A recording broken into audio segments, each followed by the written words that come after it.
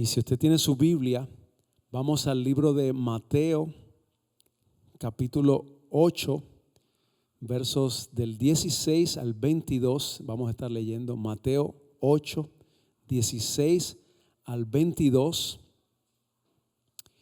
Dice así la palabra del Señor. Aquella noche le llevaron a Jesús muchos endemoniados. Él expulsó a los espíritus malignos con una simple orden y sanó a todos los enfermos. Así se cumplió la palabra del Señor por medio del profeta Isaías, quien dijo: se llevó nuestras enfermedades y quitó nuestras dolencias.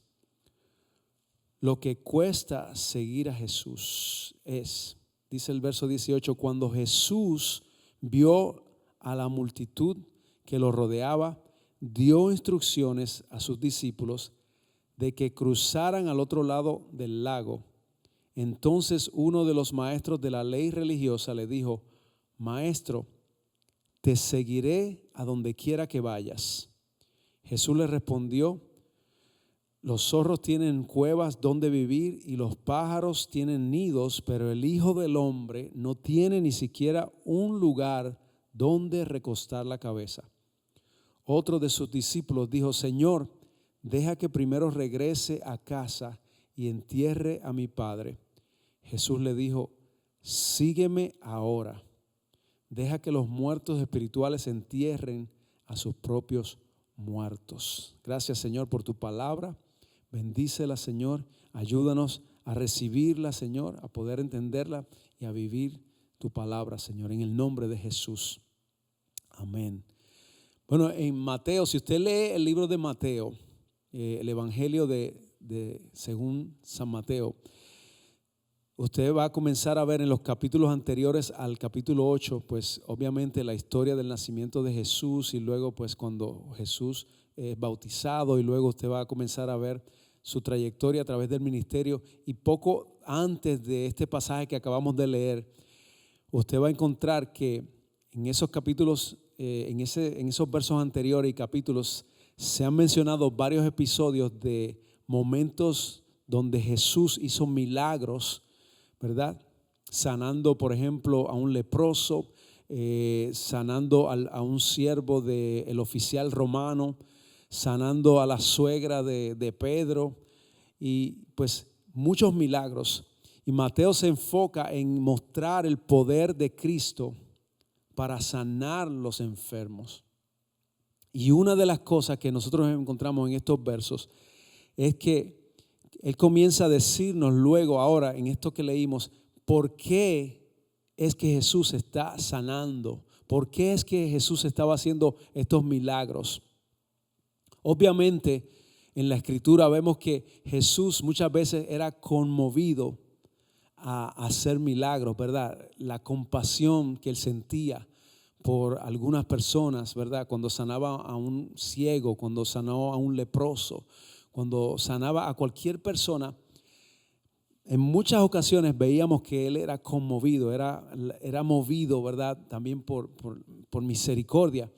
Pero Mateo nos está diciendo exactamente por qué se llevaron a cabo los milagros que Jesús hizo. No era solamente porque Él sentía compasión, sí sentía compasión cuando miraba a las personas, pero no era esa la razón principal por la cual Jesús hacía esos milagros.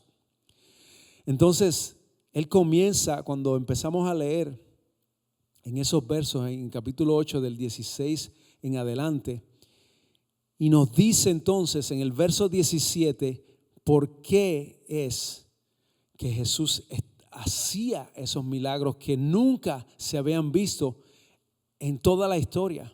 No se habían visto los milagros que Jesús hacía, no se veían. Nadie los había hecho. Y de repente llega Jesús a la escena, señal de que Él es el Mesías. Demostrando que Él es el Mesías. Y ahí comienza Mateo en el verso 17 a decir, ¿verdad? Así se cumplió la palabra del Señor por medio del profeta Isaías. En otras palabras, comienza a recitar en Isaías 53 ¿verdad? Se llevó nuestras enfermedades, quitó nuestras dolencias. Entonces ahí él comienza a recitar lo que dice la palabra, lo que había dicho el profeta sobre el Mesías. Y él está afirmando, ¿verdad?, que estos milagros que nunca se habían visto, jamás se habían visto, se están llevando a cabo. Y la profecía que había dicho cientos de años atrás, el profeta Isaías, ahora estas palabras se estaban cumpliendo en esos días. Una cosa sí sabemos, esas cosas que suceden durante esta vida son cosas temporales, que no van a ser por toda la eternidad, sino que en el momento que nosotros pasamos a morar con el Señor, desde ese momento en adelante ya no tienen, jamás seremos nosotros afectados por ninguna de esas consecuencias.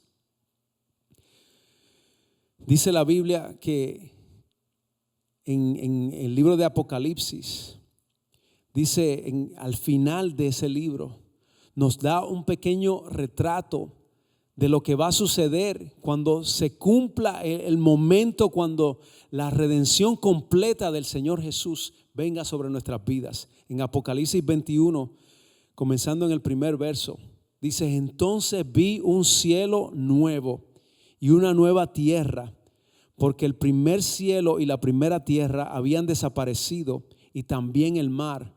Y vi la ciudad santa, la nueva Jerusalén, que descendía del cielo desde la presencia de Dios, como una novia hermosamente vestida para su esposo.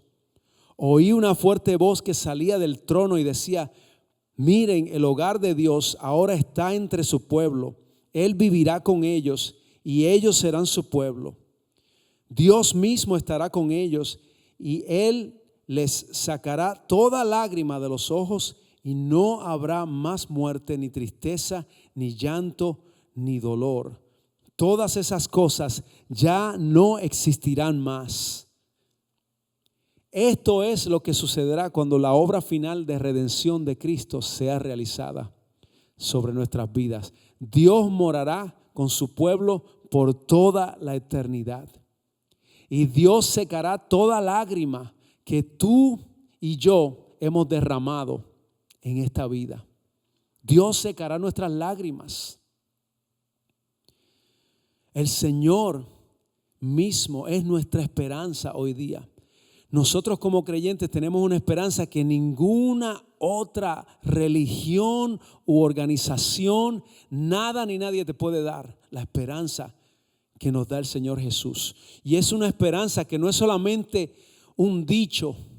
Hay muchas cosas por ahí que son cuentos de hadas.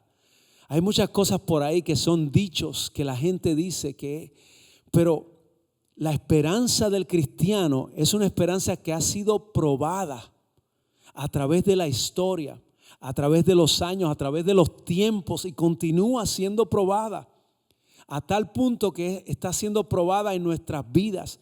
No hay un testimonio más grande que el testimonio que pueda dar un cristiano, una persona que es cristiana, sobre lo que la obra transformadora que hace el Señor en nuestras vidas. No hay un testimonio más poderoso que ese. La obra de Dios y la esperanza de Dios sigue siendo probada una y otra vez, cada día, y ha sido probada a través de los tiempos. Mirando la historia, hay una revelación divina que es la palabra.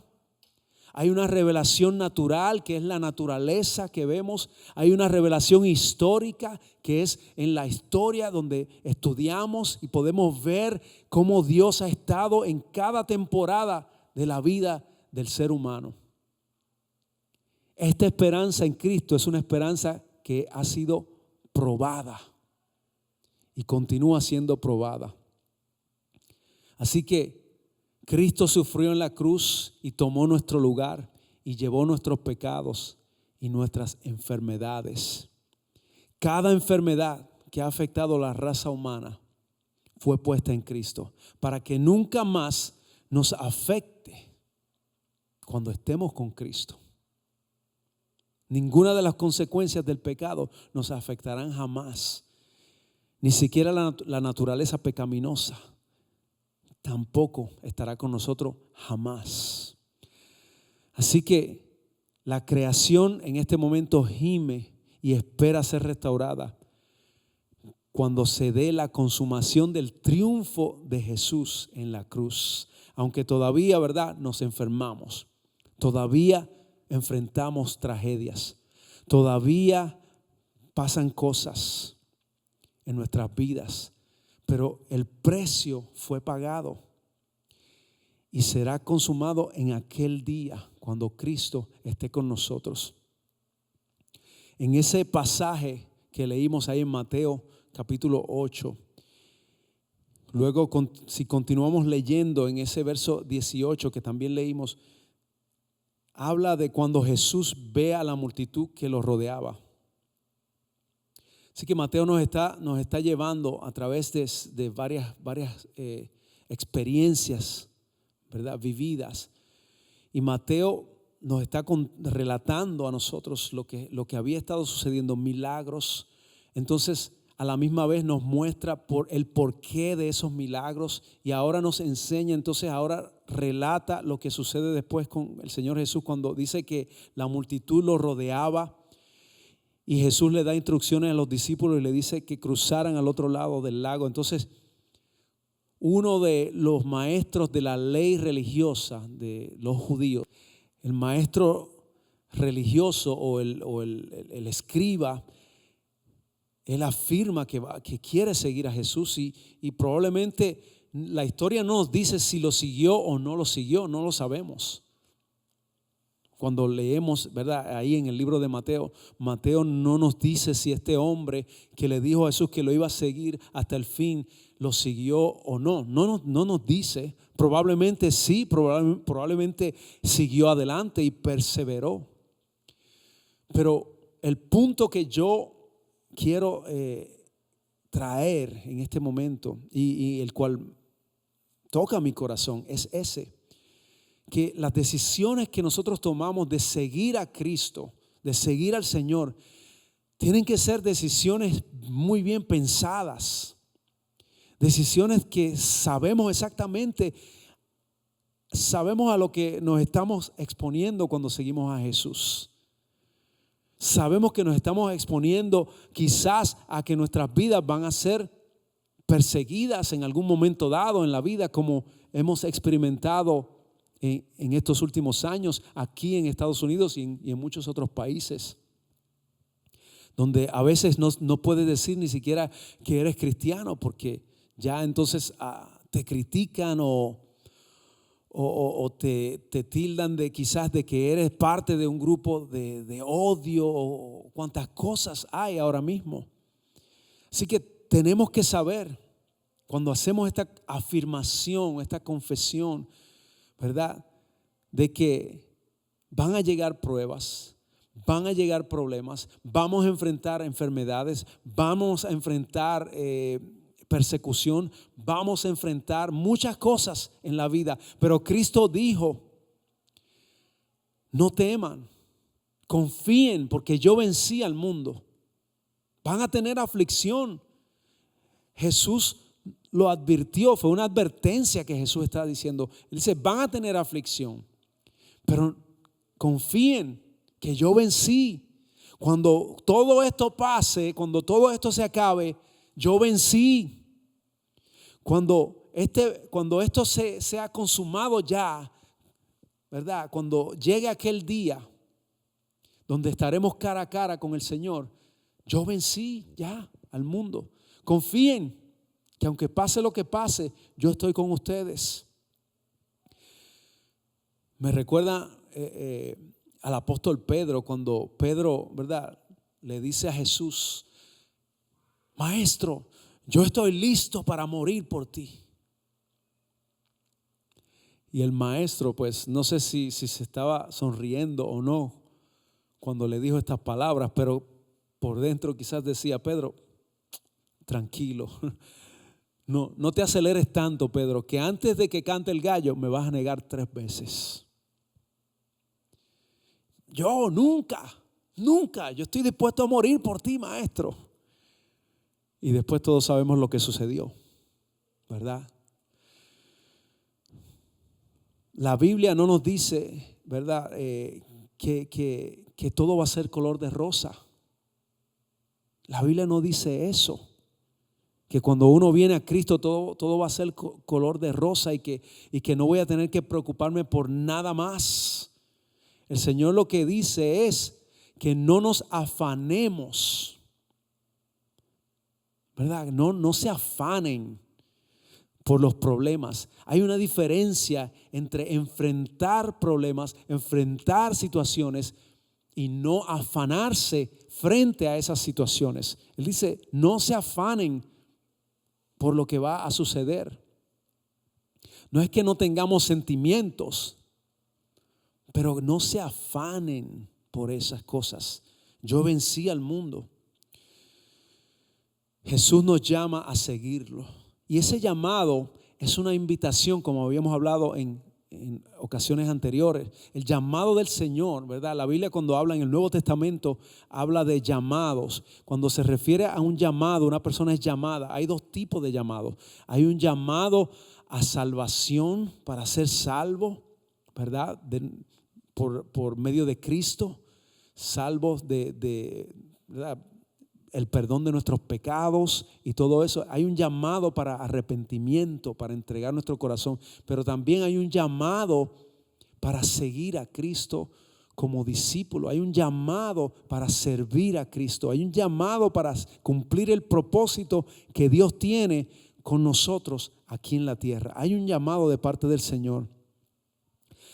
Así que el Señor Jesús nos llama, y ese llamado significa una invitación, nos invita. Hay un lugar, hay una invitación para cada uno de nosotros, y hay un lugar en la mesa del Señor para todo aquel que diga que sí a la invitación.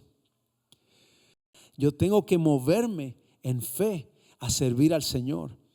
En el verso 19 ahí que leímos en Mateo 8, verso 19, el hombre le dice, te seguiré a donde quiera que vayas.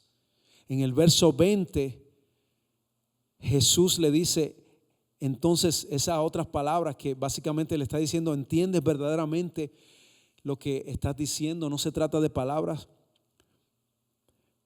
Pero en el verso 21 también podemos ver que hay otro discípulo que viene y le dice, Señor, yo quiero seguirte, yo quiero ir donde tú vayas, pero primero tengo que regresar a mi casa a enterrar a mi papá, que acaba de fallecer. Y en la cultura judía hay algo muy interesante, porque el hijo mayor tenía por obligación que encargarse, cuando su padre moría, tenía que encargarse de todo. Y era excusado de toda responsabilidad, incluyendo las cosas religiosas. No tenía que hacer nada de eso porque tenía que ir a encargarse de su padre, del entierro, de todo lo que conllevaba a eso, y asegurarse que todo se hiciera. Y me llama la atención que Jesús, quien a través de todo su ministerio era compasivo, ¿verdad?, con aquellos que estaban pasando por un momento de dolor. Cuando veía a alguien que estaba sufriendo de una enfermedad, se conmovía. Cuando veía a alguien que estaba llorando por la pérdida de un ser querido, lloraba con ellos, etcétera. Jesús se compadecía, tenía compasión. Y en este momento este hombre que dice, yo quiero seguirte, pero deja que yo vaya y haga los arreglos para yo ir a enterrar a mi padre y tengo que hacer todo eso. La costumbre judía era excusarlo para que sí, no tenía que hacer nada de sus responsabilidades regulares. Se podía ir tranquilo a hacer todos esos arreglos. Y la respuesta que Jesús le da aquí en esta historia que leímos, el Señor le dice, sígueme ahora. Sígueme ahora. Yo no sé usted, pero eso para mí no suena como una cordial invitación. Cuando le dicen a alguien, ¿quieres venir a mi fiesta de cumpleaños? ¿O quieres venir a mi casa a cenar? A mí me está como que ese sígueme ahora no es como una opción. El Señor está diciendo, sígueme ahora. Y luego le dice, deja que los muertos espirituales entierren a sus propios muertos. En otras palabras, hay gente por ahí que están muertos espiritualmente y no lo saben. Están más muertos que tu papá. Tu papá se murió físicamente, pero hay otros por ahí que están más muertos que tu papá. Deja que ellos se encarguen de eso y tú sígueme. Y a mí me está que, ¿verdad? El Señor no le estaba diciendo como quien dice, si tú quieres, si tienes tiempo, sígueme. Me está como que el Señor le estaba diciendo, sígueme, ven. Le estaba diciendo, haz los arreglos necesarios para seguirme a mí. Pon tus prioridades en orden. Pon tus palabras y tus sentimientos, ponlos en acción. Acciona esas cosas que tú me habías dicho. Tú quieres seguirme donde quiera que yo vaya. Ponlo en acción ahora. Pon las prioridades en orden. No hay ninguna excusa para retrasar el llamado de Dios. No hay ninguna excusa. De eso se trata esto que acabamos de leer. ¿Verdad? Todo lo que nosotros podamos hacer en la vida, ¿verdad? Todo tiene un tipo de arreglo, solución, etcétera, etcétera. La prioridad de nosotros siempre es el llamado de Dios y cumplir el propósito de Dios. Cuando Jesús llama, es algo de inmediato. El Señor está esperando que respondamos. Era como cuando, se recuerda cuando su mamá, cuando era un niño o una niña y salías a jugar a la calle y estabas ahí mucho rato y mamá salía y te llamaba, fulana, y tú decías, ya voy, ya mero, y después volvía al rato de nuevo, todavía estaba en el mismo sitio, fulana. Y después la mamá tenía que decir, si no vienes ahora mismo, y salía corriendo entonces. El llamado del Señor es de inmediato. No podemos esperar ni retrasarnos. Tenemos que aceptar la invitación del Señor. Es un privilegio. El Señor nos está llamando a cada uno de nosotros. Y no a que lo hagamos por emoción, sino que lo hagamos sabiendo exactamente lo que estamos haciendo, siguiendo al Señor para cada día de nuestras vidas. Pase lo que pase, nosotros podamos estar firmes en nuestra decisión de seguir al Señor y de servir al Señor. Con todo lo que Él ha puesto en nuestras manos. El Señor no te va a pedir más de lo que Él ha puesto en tus manos. Si Él ha puesto algún talento en tus manos, es lo que Él te está pidiendo, que uses ese talento para su gloria. Si Él ha puesto un don en tus manos, úsalo para tu gloria. Si Él te ha dado algo, algún recurso, usas tus recursos para la gloria del Señor, para servirle al Señor. Si Él te ha dado algún propósito, ¿verdad? En tu vida, si Él te ha dado alguna gloria, la gloria que uno lleva en nosotros es lo que el Señor nos ha dado. Si tú eres bueno haciendo algo, úsalo para la gloria de Dios. Hazlo para la obra del Señor. Y el Señor va a cumplir su propósito en tu vida. Y no hay nada mejor y nada que satisface más que hacer y cumplir el propósito de Dios para tu vida. Así que yo te invito, vamos a estar de pie. Voy a hacer una oración en este momento, si podemos estar de pie. Y vamos a pedirle al Señor que se glorifique en nuestras vidas. Y vamos a decirle al Señor, hoy, Señor, venimos delante de ti, Señor amado, a darte gracias por tu palabra, a darte gracias, Señor, por tu Espíritu Santo. Gracias, Espíritu de Dios. Oh Dios Todopoderoso que moras en nuestros corazones, gracias por ayudarnos cada día. Gracias por bendecirnos para seguir hacia adelante en tu obra. Señor, te pido en este momento que si hay alguien aquí, Señor, que quiere afirmar sus pasos contigo, nosotros en este momento venimos delante de ti. Te pedimos perdón, Señor, si te hemos fallado, si hemos prometido, Señor, que te íbamos a servir y hemos fallado. Señor, ayúdanos, perdónanos y ayúdanos a caminar cada día, a servirte, Señor, con propósito, a servirte con todas nuestras fuerzas, a poner nuestras prioridades en orden, Señor. A no solamente decir palabras vacías, sino, Señor, a hacer acción, Señor, en nuestras vidas, tomar acción en el nombre de Jesús. Y si hay alguien que por primera vez está escuchando tu palabra, toca su corazón para que también pueda seguirte, Señor, y pueda hacer una decisión, Señor, donde entrega su corazón, donde te pida perdón por sus pecados, para que tú le recibas, Señor, y sea parte de tu reino. En el nombre de Jesús, amén y amén. Gloria a Dios. Te doy gracias. Si le puede dar un aplauso al Señor. Y gracias a Dios, ¿verdad? Si hiciste esta oración, el Señor te va a ayudar cada día más para acercarnos a Él y para entender su propósito y para dejar que Él nos use cada día más. Así que el Señor te bendiga, el Señor te guarde y estaremos con ustedes ya la próxima semana nuevamente.